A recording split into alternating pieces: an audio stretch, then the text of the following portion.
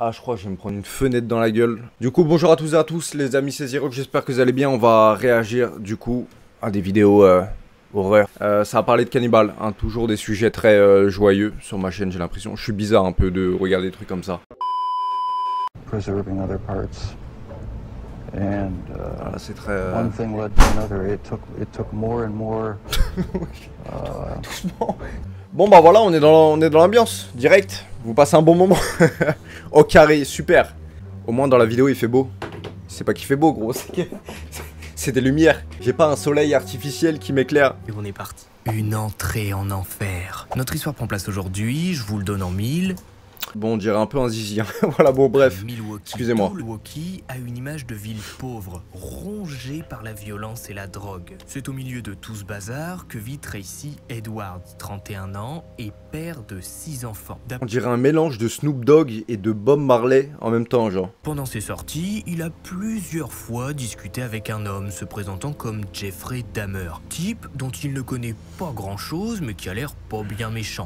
Il va se faire des petits locks de Tracy. T'inquiète, ça a du goût je pense. Le 22 juillet 1991, oh, Dahmer explique au groupe de Tracy que si vous voulez, on peut aller chez moi boire quelques bières. Je vais avec Tracy acheter du stock et on se rejoint d'ici 1 heure. Les deux hommes montent à l'appartement 213. Dahmer a expliqué à Tracy qu'il devait prendre un peu d'argent avant d'aller acheter de l'alcool. En entrant dans l'habitation de Dahmer, Tracy est pris d'un relent. Et l'odeur immonde qui règne dans la pièce qui lui monte au nez. Ah, il se fait des ragoûts épouvantable qui vous prend à la gorge. Pendant que Dahmer fait mine de chercher un peu d'argent, Tracy regarde autour de lui et découvre pas mal de photos de ce qui semble être des torses humains. Alors, j'ai rien contre les gays, hein. Mais voilà. Attends, la mère à ma pote, elle a fait un malaise, elle me saoule, je préfère regarder ton live. Bien vu gros, ça me fait plaisir, mais le malaise en priorité. Alors qu'il s'assoit dans le canapé, Dahmer vient s'asseoir à côté de lui et offre une bière à son invité. Aussitôt offerte, aussitôt bu. Dahmer repart et revient cette fois avec un verre de rhum coca. Dahmer n'arrête pas de demander à Tracy s'il va bien, si sa tête ne tourne pas, s'il n'a pas un coup de fatigue, s'il ne se sent pas mou. Et pour cause, notre cher Dahmer a versé des somnifères dans le verre de Tracy pour qu'une fois endormi, il puisse abuser de lui et le prendre en photo. Les minutes passent, mais rien n'est fait. Le somnifère met beaucoup trop de temps à faire effet au goût de Dahmer. Tracy dira plus tard « Je l'aurais pas reconnu. C'était comme si le diable en personne se tenait devant moi. Déboutonne ta chemise. » Quoi? Mais t'es devenu complètement cinglé ou quoi? Il veut prendre son torse et l'attacher sur le mur. Devant le long couteau que brandit Dahmer, Tracy obéit. Pour les besoins de cette vidéo, on va laisser Tracy avec sa belle petite chemise. Ouais, merci pour ma monétisation. Non, je rigole, je monétise pas, je suis pas assez. Bref. Emmené dans la chambre, Tracy est de nouveau pris de relent. L'odeur est immonde à l'intérieur de la pièce. Au mur, sur la commode et à côté du lit, il voit de nouveau des photos. Cette fois, beaucoup moins artistiques que celles exposées dans le salon. Ce sont des corps ensanglantés avec de la chair et des parties découpées. À côté du lit, il observe un grand fût bleu en plastique d'où semble venir l'odeur immonde. Tracy s'allonge sur le lit. Dahmer reste debout dans la chambre. Il lui parle de sa fascination pour le cannibalisme, de ce qu'il va lui faire, le découper comme un poulet. Eh, il raconte ça avec beaucoup d'intonation quand même, hein. Ça sent presque le vécu. Super ambiance. C'est maintenant que Tracy tente de sauver sa peau. Il se jette sur Dahmer qui lui tourne le dos. Tracy frappe de toutes ses forces. Dahmer, pris par surprise, perd l'équilibre et s'explose par terre. Tracy court à travers l'appartement, direction la porte d'entrée qui est fermée par des verrous qu'il suffit de tourner pour ouvrir. Il les tourne. Oh, le film d'horreur. La scène lui semble durer des dizaines de minutes. N'oubliez pas qu'il est sous rhum coca, mais avec un peu de ligne dedans. Il est 23h25 lorsqu'une patrouille de police voit, éclairée par ses phares, un grand homme à moitié nu qui semble complètement paumé avec une... Ils vont le mettre sur le capot, ils vont l'arrêter, direction comico. Il va partir en hôpital psychiatrique à faire des dessins bizarres. Les agents référence à la sirène et à leur arrivée, Dahmer ouvre la porte. L'air de rien. Il demande aux agents ce qu'il se passe. Est-ce qu'il y a un problème dans l'immeuble? Robert et Rolf lui expliquent qu'ils ont trouvé Tracy sur le bord de route, que celui-ci l'accuse de tentative de meurtre, de séquestration et le soupçonne même d'avoir des cadavres chez lui. Il voudrait d'ailleurs... Dahmer reste plus ou moins calme et explique que oui bon ok les menottes sont les siennes et que la clé doit être dans la chambre.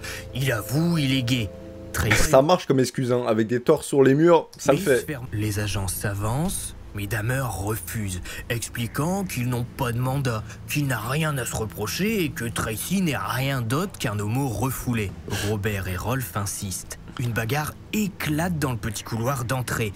Dahmer se retrouve menotté et forcé de faire visiter son logement. Pourquoi il y a eu des tirs là? C'est pas la tempête ça, hein. Tout le monde veut voir si la rumeur qui est en train de se répandre comme une traînée de poudre dit vrai. Un cannibale vient d'être démasqué dans le secteur. Apparemment, il dormirait dans un lit gorgé de sang. Dans un fût d'acide placé à côté de son lit, aurait été retrouvé un corps en sale état. Et son frigo serait rempli de restes humains. Ce soir-là, l'histoire... Mais il y en a, ils sont vraiment dérangés. S'apprête à apparaître sur toutes les télés américaines. Jeffrey Dahmer... Il t'aima des salopards comme ça, on est en 2022, on en parle encore. Et il y a un connard de Xerox qui fait une vidéo dessus carrément. Le mec, il a tout réussi, il est passé sur la chaîne de Xerox. Ah mais c'est hard, hein. La cabane, la découpe, les bocaux. Et puis, à l'âge de 16 ans, il va commencer à être victime de la puberté. Il y a une ressemblance, non, avec moi. Tous ses amis lycée commencent à s'intéresser aux filles, à flirter. Mais Jeffrey, les filles, ça l'intéresse pas. Et pour cause, il est gay. C'est pas ça le souci. C'est un tueur et tout ça, bon, ça peut passer. Mais en plus de ça, non je rigole. Comment avoir des problèmes? Non c'est une blague les gars, faites ce que vous voulez, ça ne me regarde pas.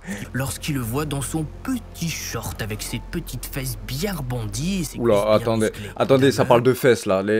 Calmez-vous, vous êtes pédé si vous voulez, mais me rendez pas pédé. Il y a un moment, ça va. Un matin, Dahmer décide de passer à l'acte. Il n'a pas cours.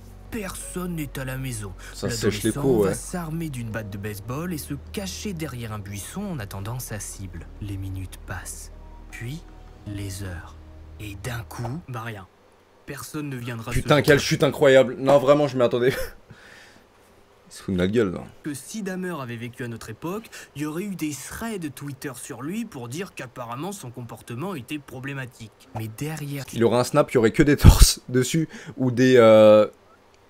Ou pire, je vais pas faire censurer. Ses pulsions se font de plus en plus présentes. Ses fantasmes lui rongent la tête. L'idée d'avoir un corps sans vie dans son lit l'excite au plus haut point. Pour ne plus penser à rien, Dahmer se met à boire.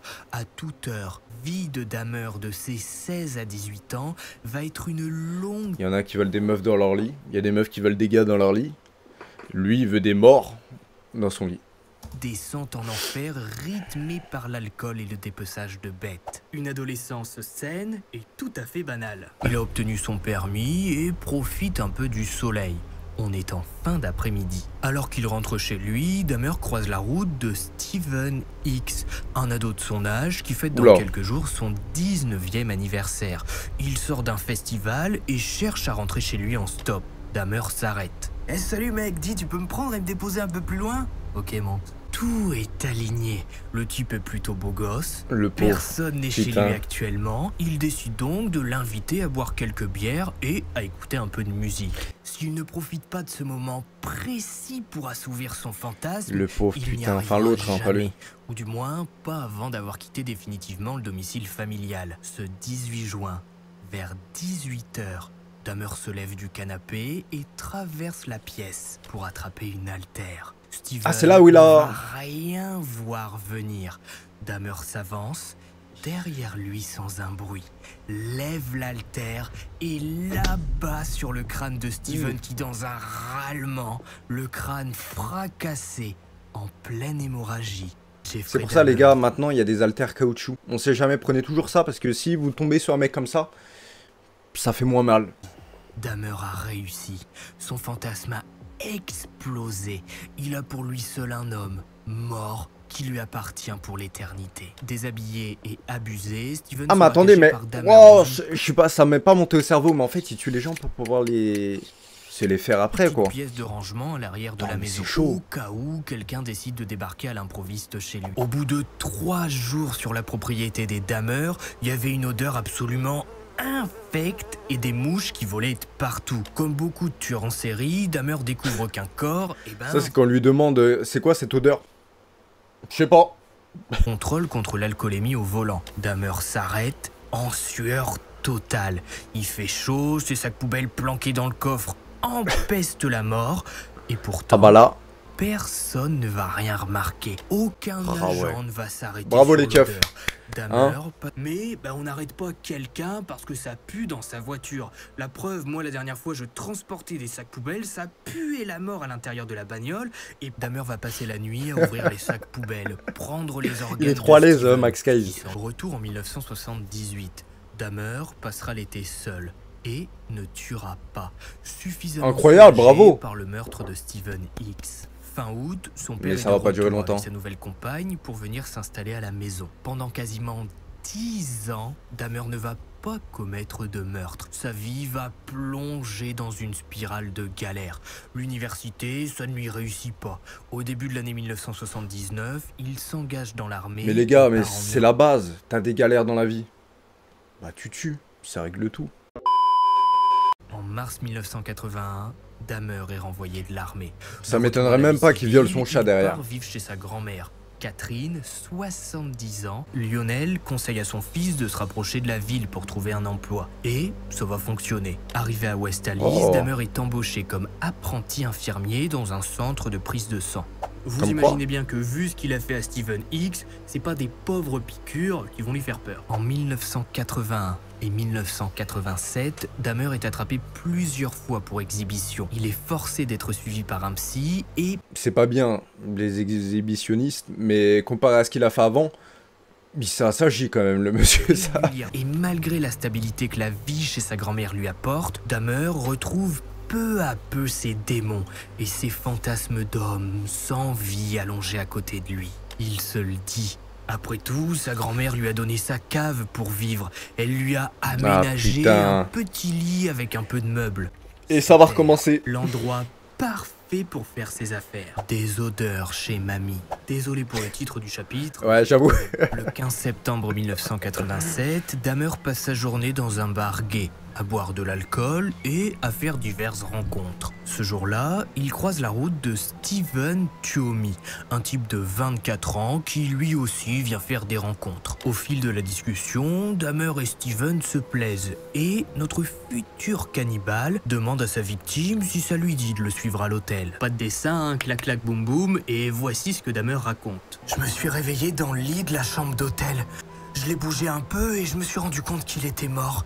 Il y avait des marques de strangulation autour du cou. J'ai dû l'étrangler sans m'en rendre compte pendant l'acte. Oh J'ai merde. complètement paniqué. Putain, mais On devait oups. rendre la chambre en fin d'après-midi. Putain, le mec, c'est tellement un bon tueur qu'il fait même plus exprès. C'est nature chez lui. En l'espace d'1 an, Dahmer va commettre 3 meurtres en comptant celui de Steven Tuomi. Le 16 janvier 1988, Dahmer s'approche d'un jeune adolescent de 14 ans, James Dockstator, qui se prostitue de temps en temps. Ah, parce que là, c'est pédophilie en plus, là. Mais bon, vas-y, au pire, on De rajoute un truc l'argent parmi en tant d'autres. échange. Sauf que découpé, faut le dire clairement, Jeffrey ça l'emmerde. Quand il met ses premiers coups de couteau, ça gicle de partout, il y en a partout sur les murs, Putain. partout par terre. C'est normal, Après, je le faut comprends, le nettoyer. pauvre. Donc il perd du temps. Jeffrey va donc décider d'acheter une grande cuve d'acide. Enfin, il va d'abord acheter une grande cuve et après il va la remplir d'acide. Ouais, parce que si t'achètes l'acide avant de prendre la grande cuve, ouais, ça marche pas. Qu'on Mais soit même bien personne clair. n'a remarqué que, je sais pas, les personnes qu'il a tuées, ils étaient plus là, genre. Il y a jamais eu des pistes contre lui. Catherine va appeler Lionel, le père de Dahmer, pour qu'il vienne constater par lui-même la débauche de son fils. Dans sa cave, Lionel va découvrir des résidus noirs, très visqueux, qui correspondent parfaitement à ce que fait l'acide au contact de la peau. Et Lionel le sait, il a fait des études de médecine. Questionné, Son père le sait, il a fait exactement la même chose. Non, je rigole. J'espère pas. Dahmer dira qu'il fait des expériences sur des animaux. Son père lui demandera alors de partir de chez sa grand-mère, qui à son âge se fait trop de soucis pour lui. Le 25 septembre, Jeffrey Dahmer déménage dans un petit appartement 924 North Street. à Milwaukee. Lieu qui va subir toute la folie de Dahmer. Ah, c'est ce qu'il parlait au début de la vidéo. Il n'a plus besoin de faire attention à ce qu'il fait. Il peut profiter, porte fermée, de ses victimes sans que personne ne vienne le déranger. Maintenant, là, ça va être la fiesta, là, c'est bon. Parce que là, ça va gicler. Il va jamais se faire attraper ou quoi? Mais c'est ce que je me demande, gros. Seul chez lui, sans personne pour le déranger. Et il sera tellement excité par la situation qu'il va sortir dans la rue pour aborder Caisson Saint-Somphone, un gamin de 13 ans, pour lui proposer de venir... Elle s'appelle Caisson?